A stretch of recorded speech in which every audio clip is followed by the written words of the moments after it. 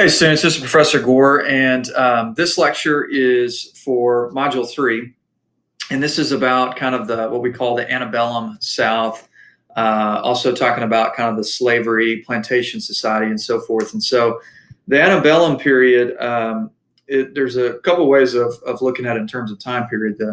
Some historians look at the antebellum period as the period between the War of 1812 and the Civil War. Some will look at it as kind of like around 1800, even before the War of 1812 till the Civil War. But so anytime you hear the term or read the term antebellum, it's referring to that time, at least in between the War of 1812 and the American Civil War. So this topic we're going to talk about is one that I'm sure that many of you have seen portrayed in movies.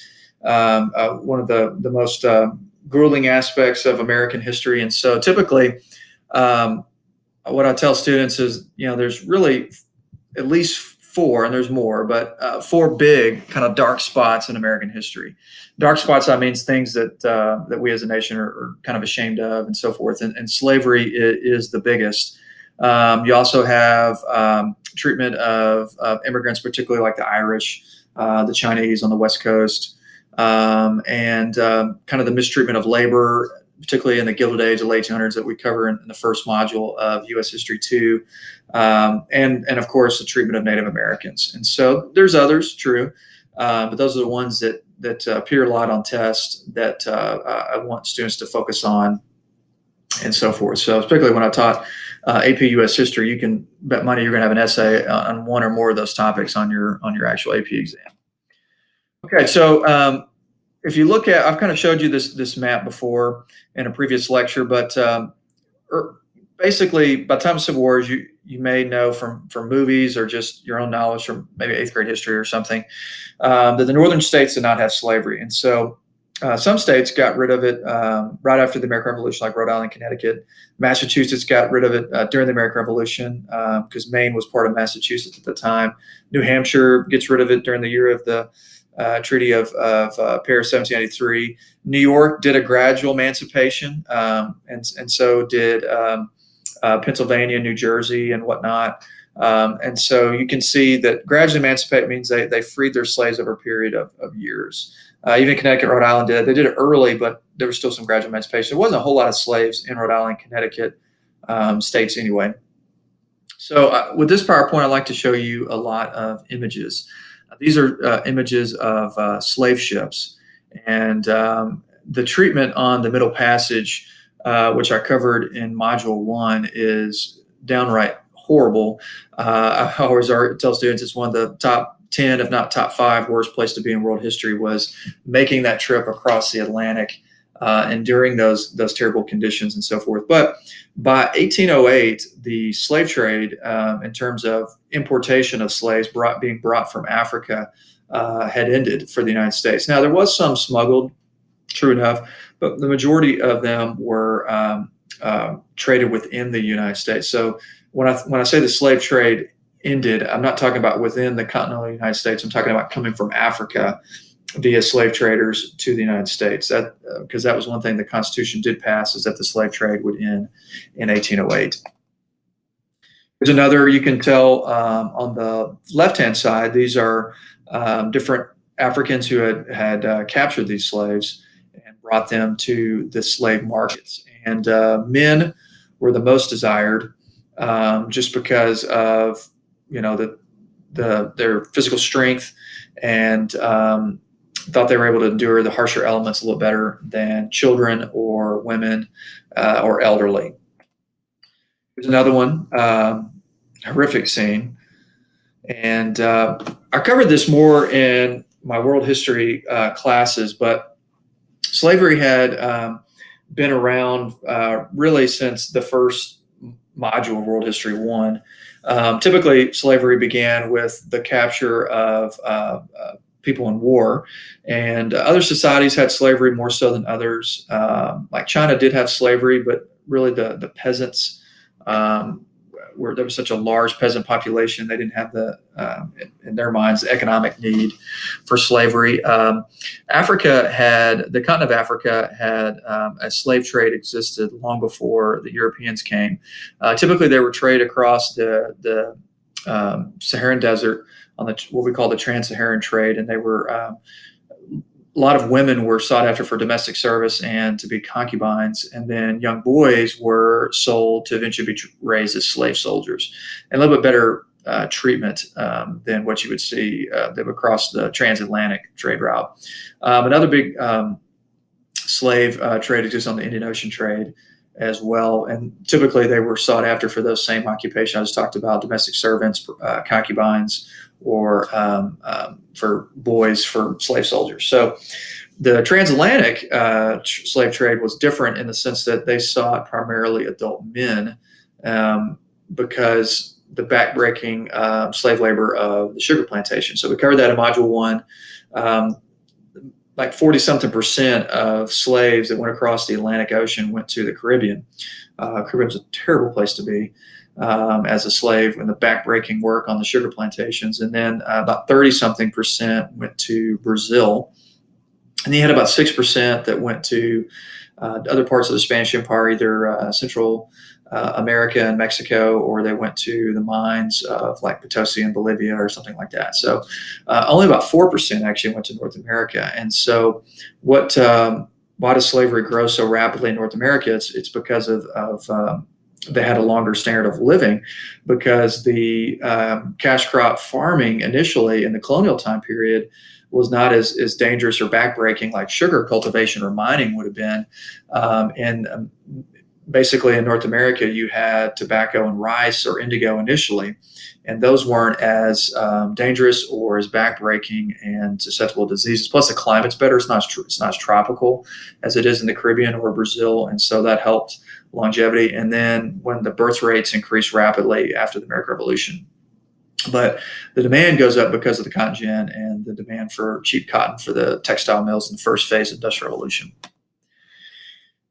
You would typically have an overseer over the slaves in the fields. These are a picture of people picking cotton.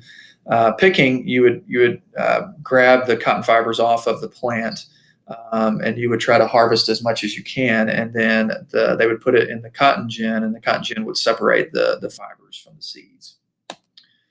Now, I like to show a lot of images, but this is kind of shows you dealers and slaves. Now, that's actually a Union soldier later, so this is taken at the end of the Civil War. But anyway, you can see where they had actual shops set up to buy and sell slaves.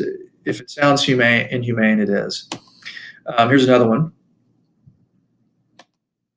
This is a cartoon drawing of actual branding. I'll show you later in another image examples of some brands. I mean, you think about the inhumaneness of this, like you're branding cattle on the Texas long drives up to the slaughterhouses of Kansas and Nebraska. They branded oftentimes these slaves on the coast of Africa. Sometimes they would brand them once they got to the actual plantation owner. It depends on the circumstances and the situations, but it's horrible. All right. So in a previous lecture, we've covered the Missouri Compromise, and that was a big deal in the sense that it made it where anything south of the Missouri state line in Louisiana Territory, so that'd be Oklahoma and Arkansas, would be slave. Anything north of that would be free. So the vast majority of Louisiana Purchase was intended to be free. But what is going to change is we'll get to Module 4. It's like gasoline thrown on the fire is when the Mexican-American War happens, and new territory is gained, and so it's a debate of where should slavery be allowed there or not. I want to show you some images. You can look through these in the PowerPoint on your own for time's sake. These are advertisements. This is actually a picture of a slave auction. Another advertisement. This is actually an advertisement for insurance for your slaves in case they got sick and died. Yes, that actually did occur. This is a primary source. Here's an example of prices. So if you want to take the time to read this, you can see they're priced based on their age. Here's one plantation owner's group of slaves.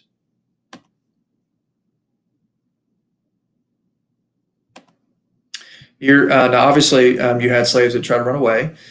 Florida was a big destination until Florida was bought by the United States from Spain. A lot of them intermarried with the Seminole Indians. A lot of them tried to make it to the north, Canada. Some of them found work in New England on the whaling industry and other things. This is a reward posted for trying to capture a runaway slave. Here's another reward. Now, you got to realize $100 was a large amount of money at that time. So they viewed these slaves as very valuable. Here's a $10 reward. And this is actually a provision in the Indiana Constitution that prevents free blacks from moving there. If you think the South was just racist at this time, you're mistaken. Now, not everybody's racist at this time, but you did have quite a bit of racism in the North as well. Another advertisement.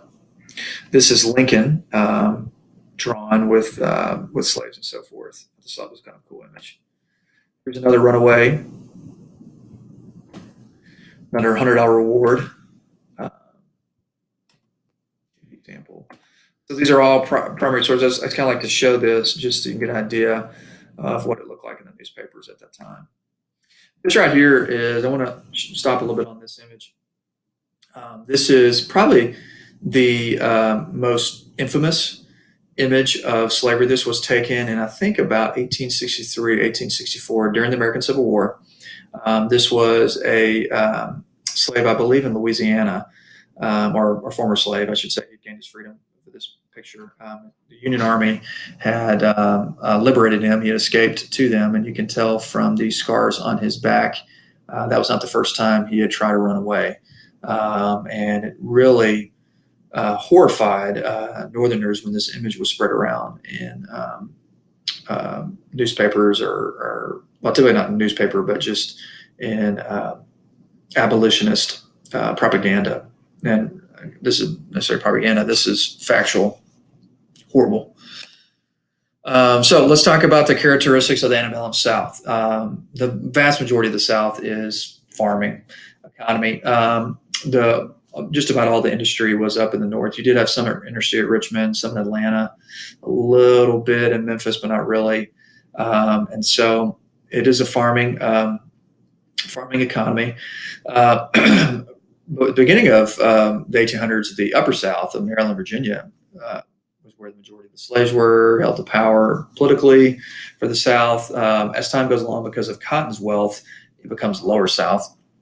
And so cotton is king is what it was called. In fact, where I grew up, there was actually a famous high school invitational basketball tournament in Pine Bluff, Arkansas, called the King Cotton Tournament, because it's a big cotton growing region. But man, I got to see some really great soon-to-be NBA players. I got to see Stephon Marbury. I got to see Jason Kidd. I got a picture with me and Jason Kidd, Horace Williamson, and Bobby Hurley, and some other guys that made it to the NBA. It was really neat to get to. It was a premier high school tournament and so forth. But the term came because of the cotton importance in the Pine Bluff area. So very slow development of industrialization. There will be some industrialization after the American Civil War, but it's slow. Kind of had a rudimentary financial system. It's kind of like you had the planters who had all control of wealth.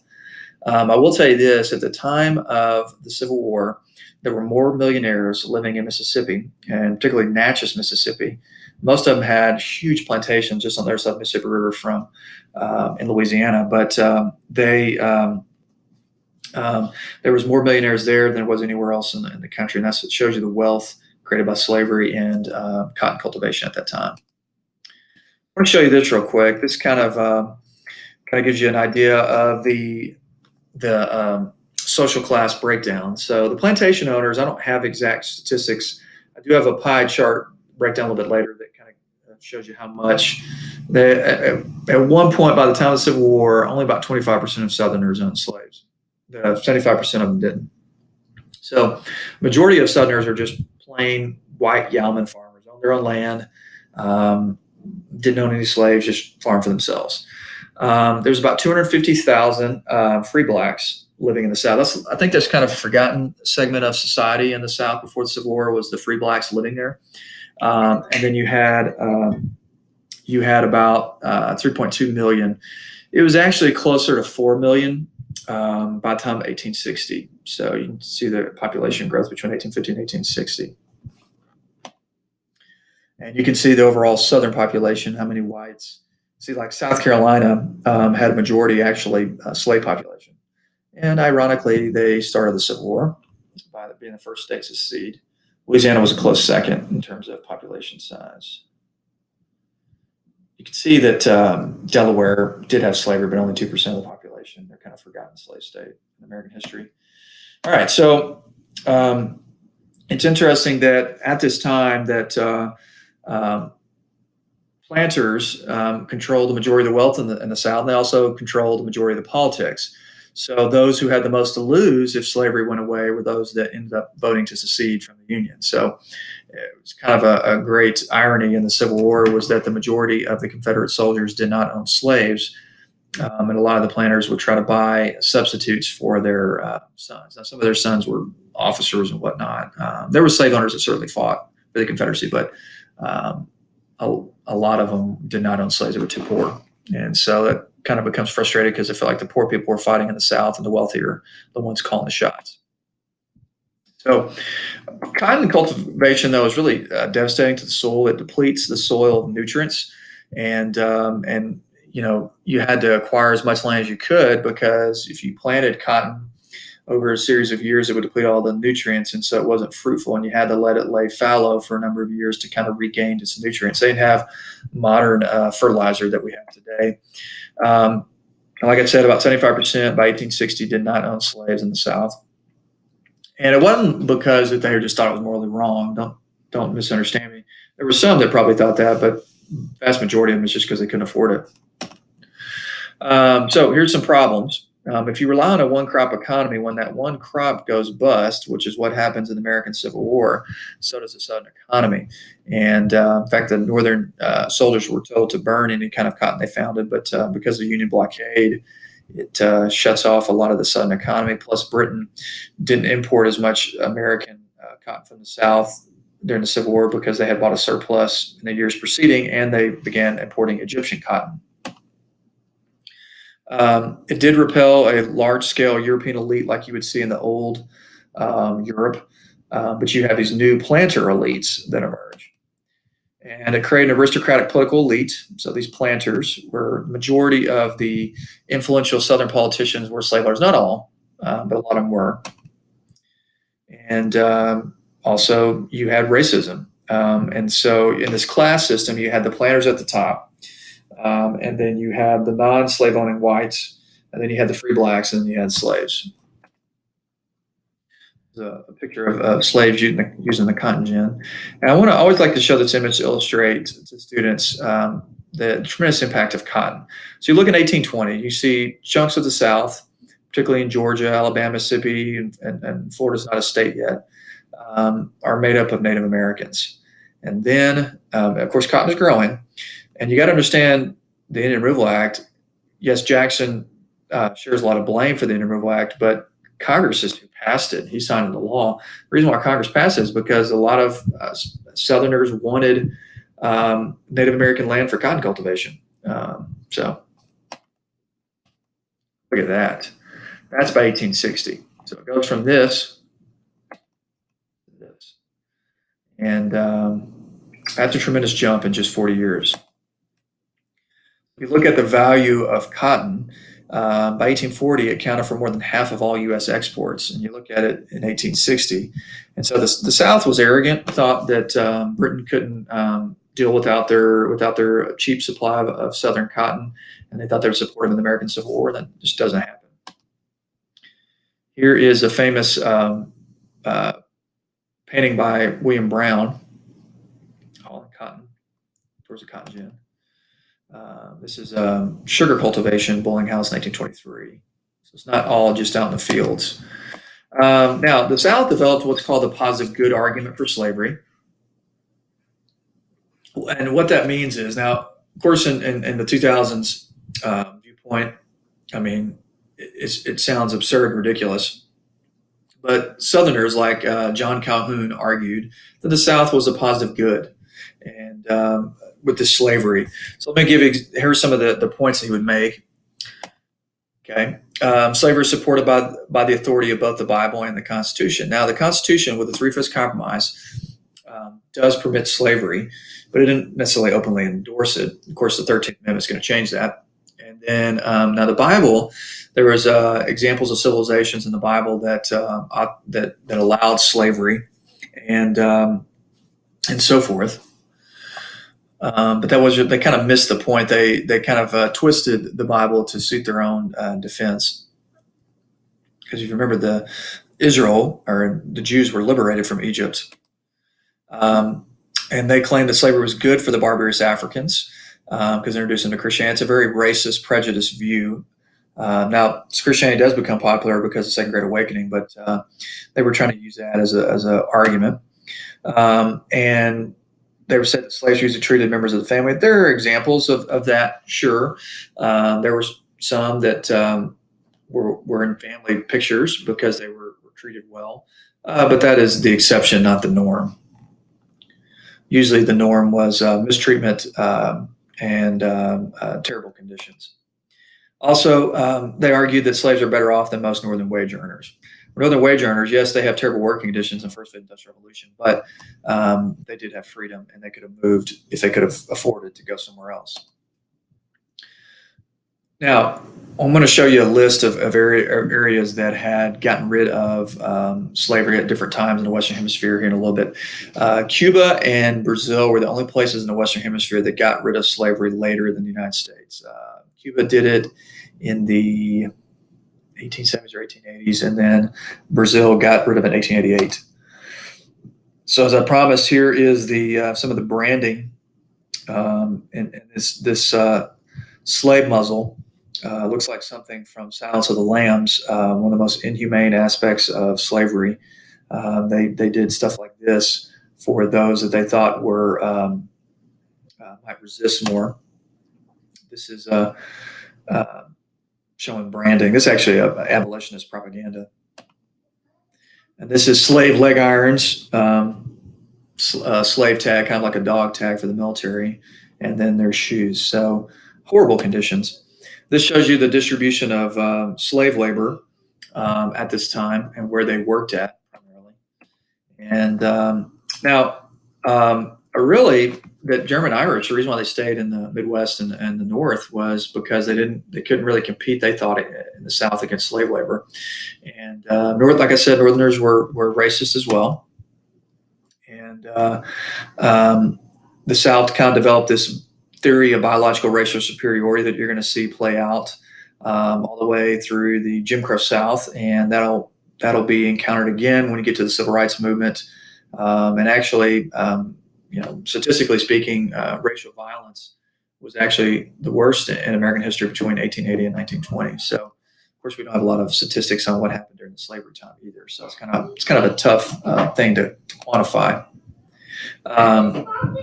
And so most slaves lived on large plantations, and you can see kind of that idea breakdown in 1850. By 1860, it was about 75% did not own slaves.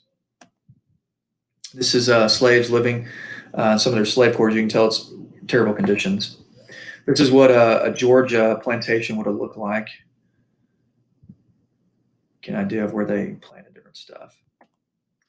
And so it does spread because of settlers move to the Old South when the Native Americans are moved to Oklahoma. That's where you see a lot of them pouring into their lands. And really the biggest motivator for slaves to work was they whipped them. And that's the image that when you see that portrayed in a movie like or a miniseries such as Roots or 12 Years a Slave or other movies. I'm trying to think of some recent ones, The Butler or something like that. It's terrible. So anyway, how did slaves fight back? They didn't just quietly go into the night and abide by this. They slowed down the workplace. Okay, just worked as slow as they could. sabotage expensive equipment, like broke the handle off the cotton gin. Pretty smart. Um, Basically damaging goods that they had produced, and of course ran away. A lot of them tried to escape, as you saw from all those advertisements. There were also slave revolts that were big time, and I've kind of covered this briefly in another lecture talking about the abolitionist movement. But Nat Turner was the one in 1831 that is violent. Well, they're all, well, some of them are violent, but but Nat Turner's is the one that leads to stricter slave codes and so forth. And that would probably have the greatest impact than compared to Gabriel Prosser and Denmark Vesey. So Gabriel Prosser happened about 1800. Denmark Vesey happened in 1822. And we don't really know what Nat Turner looked like. The one on the top left is a sketch. It's probably not accurate.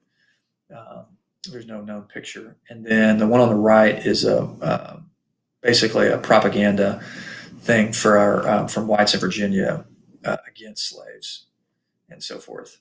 So you got to understand the point of view there.